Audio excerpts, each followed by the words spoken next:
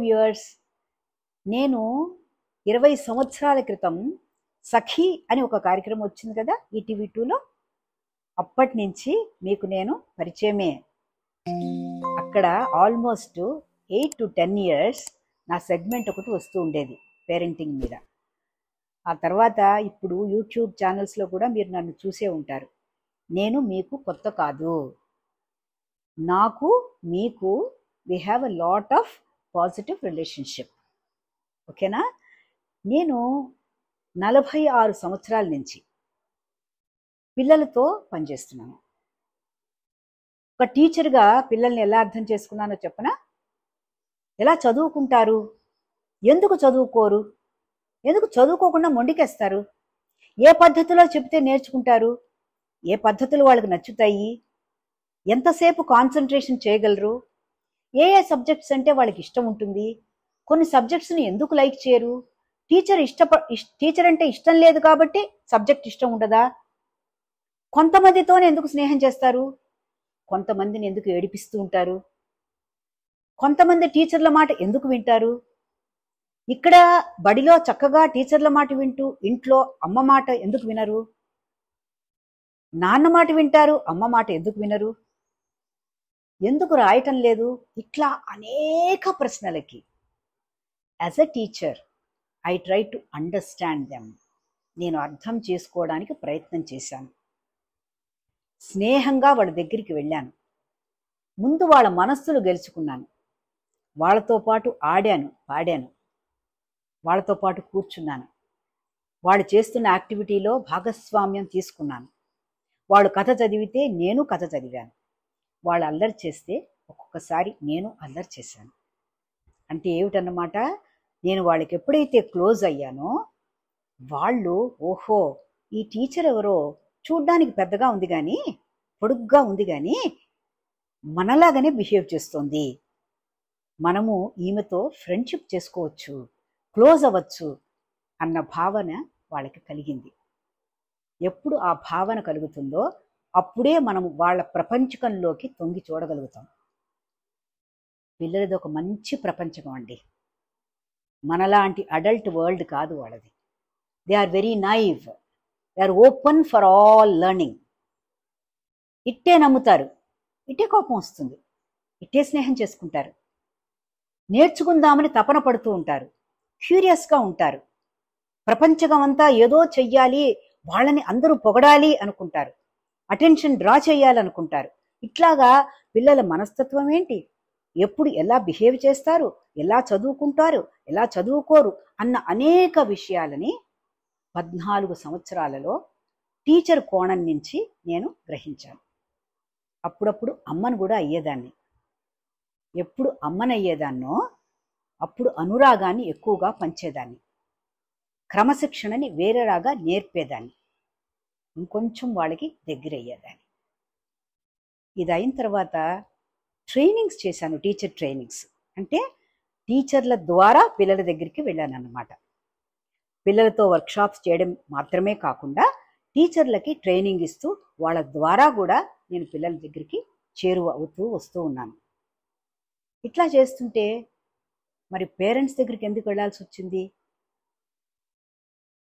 నేను నా పిల్లల్ని అర్థం చేసుకున్నట్టుగా, నా స్టూడెంట్స్ని నేను అర్థం చేసుకున్నట్టుగా తల్లిదండ్రులు ఆ కోణం నుంచి చూడటం లేదేమో అన్న భావన కలిగింది. ఎందుకంటే చాలాసార్లు పేరెంట్ టీచర్ మీటింగ్స్లో ఏ అమ్మాయినైతే నేను చాలా తెలివైంది, గ్రాస్పింగ్ పవర్ బాగుంది అని అనుకున్నానో ఆ అమ్మాయిని తల్లిదండ్రులు లేదండి అసలు మందగుడి, ఇంట్లో ఏం చదవదు, మొద్దులా కూర్చుంటుంది అని చెప్పినప్పుడు ఇదేంటి డిఫరెన్స్ ఆఫ్ ఒపీనియన్ ఎందుకు వస్తుంది?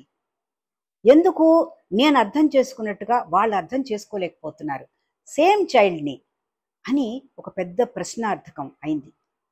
పెద్ద ప్రశ్న నా మైండ్లో ఏర్పడింది. అప్పుడు ఒక థాట్ వచ్చింది నాకు.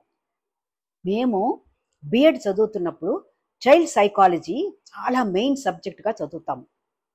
ఈ సబ్జెక్ట్లో పిల్లలు ఎలా బిహేవ్ చేస్తారో, ఎలా నేర్చుకుంటారు, నేను ఇందాక చెప్పాను చూసారా, అలాంటి అనేక విషయాలు గురించి ఉంటుంది ఆ చైల్డ్ సైకాలజీలో.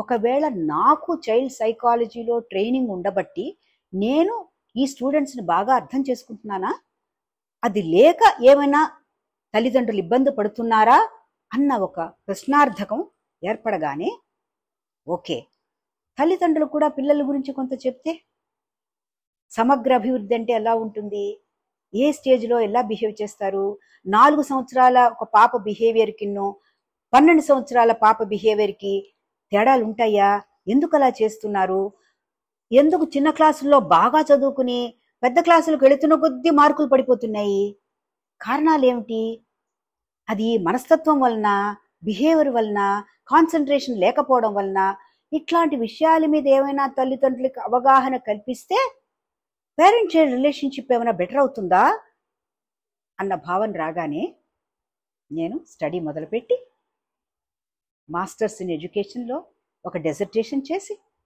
ఫుల్ ఫ్లెడ్జ్డ్గా 5 సంవత్సరాలు డాక్టరేట్ చేసి, సబ్జెక్ట్ ఏమిటి తెలుసా అండి, parent education అట్స్ impact on child development.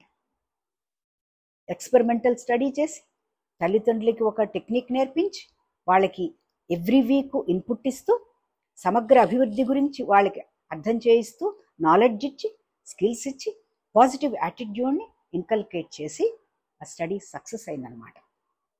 అప్పటి నుంచి కూడా నేనేమనుకున్నాను, దీనిని విస్తృతంగా తల్లిదండ్రుల దగ్గరికి తీసుకెళ్ళాలి.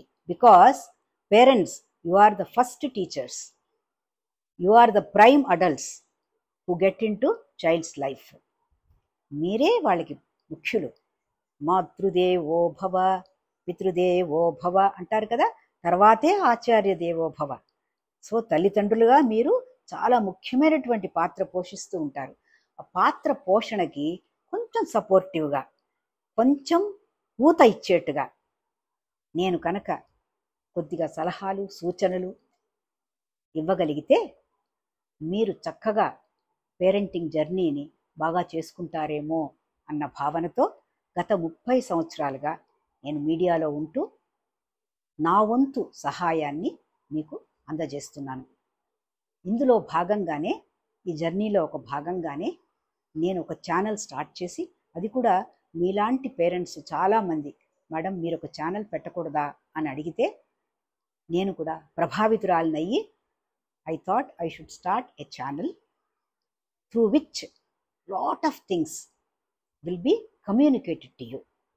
ఒకటి, అనేక అంశాల మీద మాట్లాడడం మాత్రమే కాకుండా పిల్లల చేత కార్యక్రమాలు చేయిస్తూ, మీలాంటి తల్లిదండ్రులు ఉత్సాహంగా ముందుకొస్తే మీ చేత కూడా కొన్ని చిన్న చిన్న కార్యక్రమాలు చేయిస్తూ, అనేక విషయాలను మీకు చెబుతూ, మీ దగ్గర నుంచి క్వశ్చన్స్ తీసుకుంటూ వాటికి సమాధానాలు ఇస్తూ, చిన్న చిన్న ఇష్యూను డిస్కస్ చేస్తూ, parent involvement in child development is very important కాబట్టి దానికి సంబంధించి అనేక వీడియోలు చేయాలని ఈ ఛానల్ని నేను స్టార్ట్ చేయడం జరిగింది. మీ యొక్క ఆదరణ, మీరు సబ్స్క్రైబ్ చేసుకుని ఆదరిస్తూ వెళుతూ ఉంటే తప్పకుండా మనము సక్సెస్ఫుల్గా ఈ ఛానల్ని ముందుకు తీసుకెళ్ళవచ్చు.